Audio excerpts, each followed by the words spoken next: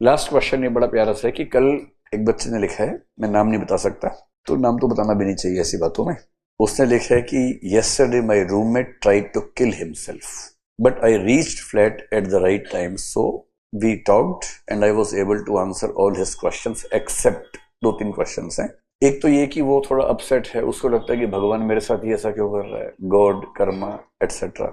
So how to deal with this, and he has not been able to move on from all this even after 2 years। 2 years पहले उसकी mummy की death हुई थी, उस incident से बाहर निकल नहीं पा रहा है। अच्छा, his mother expired and his partner left him, इससे उसकी मेंटल हेल्थ बड़ी खराब हो रही है। तो ऐसे में क्या करें? देखो, जब जब आपको लगे कि आपकी जिंदगी बहुत खराब है, किसी ऐसे से मिलिए जिसकी जिंदगी आपसे बहुत खराब है। मैं आपको एक रिसेंट एग्जांपल कल का ही देता हूं। कल मैं जब यहां से निकला, मैं जब घर जाता हूं तो आधा घंटा कार में जनरली फोन से बात करता हूं उन लोगों से जिनसे पेंडिंग होती हैं बातें। तो कल मैंने किससे बात की आपको बताता हूं, ठीक है? There is a girl, very intelligent girl, और 3 साल पहले मैंने उसके आंसर चेक किए। She belongs to Hindi literature subject, so she is my student. तो जब मैंने उसका आंसर चेक किया, मैं रेयरली किसी बच्चे को ऐसा बोलता हूं कि तुम्हें आईएएस बनने से कोई रोक नहीं सकता, ये बात मैंने उसको कही।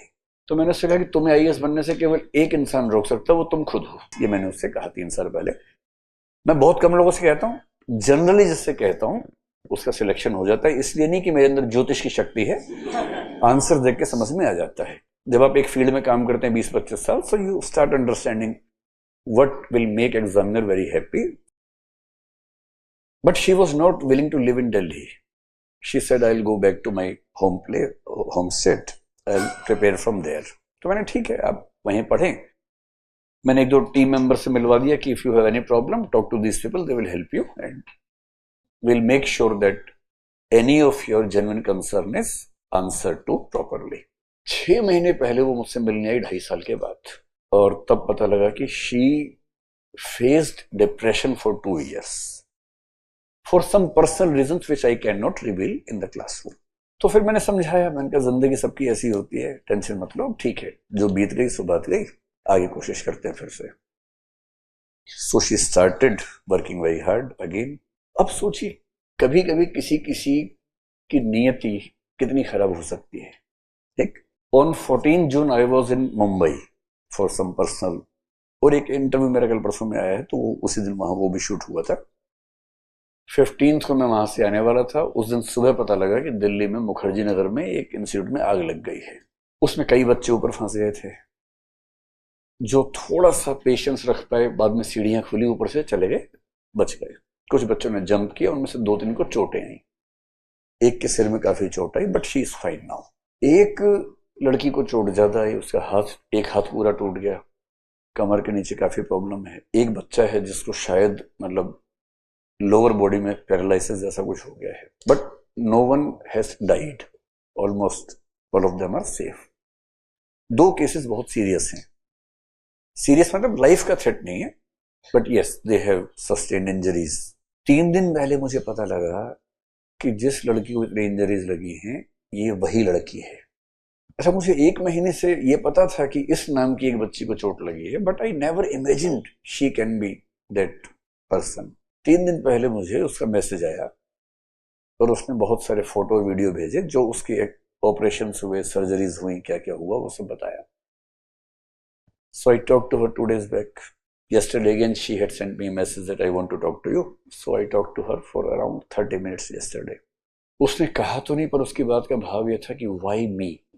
इतने सारे इंसिडेंट्स में अल्टीमेटली एक या दो लोगों को ही लॉसेस हुए, नो वन एल्स, बाकी सब सेफ हैं।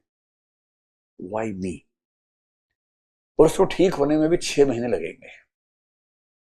कंप्लीट बेड रेस्ट, उसको करवट लेने की भी छूट नहीं है, क्योंकि काफी इंजरीज हैं बैकबोन वगैरह में। So at least for 3 more months she can not even move from the bed. तो फिर मैंने उसको समझाया, जैसे as being a teacher and being a guardian जैसा समझाना चाहिए, समझाया। तो भाई, जिसने चिट्ठी भेजी है, अपने दोस्त को भी ये कहानी सुना देना। और जब जब लगे कि आप बहुत अनलकी हैं, तो खुद को समझो कि आप वहां नहीं थे, आप टर्की में नहीं थे जब भूकंप आया। सोचिए, हाउ लकी आर यू। हम भी टर्की में नहीं थे। मैं कितनी बार फ्लाई करता हूं लेकिन आज तक मेरा प्लेन क्रैश ही नहीं हुआ। कितने प्लेन क्रैश होते हैं। मैं कितना कार से ट्रेवल करता हूं। I have a habit of driving. I have a habit of driving. Habit नहीं, पागलपन कहते हैं इसको। I have driven from Delhi to Mumbai without any stop. इस तरह की हरकतें मैं करता रहता हूँ, लेकिन आज तक एक्सीडेंट नहीं हुआ मेरा। हल्का फुल्का छोटा मोटा तो अलग बात है, लेकिन ऐसा नहीं हुआ कि खबर छपे अखबार में। कईयों का होता है, कोई खाई में गिर गया, कोई कहीं हो गया, किसी गाड़ी में आग लग गई। हम तो अब तक ठीक चल रहे हैं।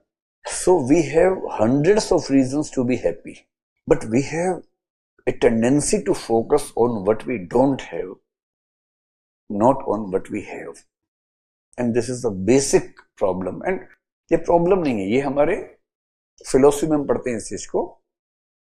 ह्यूमन कॉन्शियसनेस का स्ट्रक्चर ही ऐसा है। ये हमारा, ऐसा नहीं कि मेरी या आपकी प्रॉब्लम है। This is the problem with the human consciousness. तो जब जब ऐसा लगे ना, जैसे मैंने एक कहानी बताई है, I can tell you hundreds of such stories, तो फिर सोच लीजिएगा कि आप तो बहुत लकी हैं।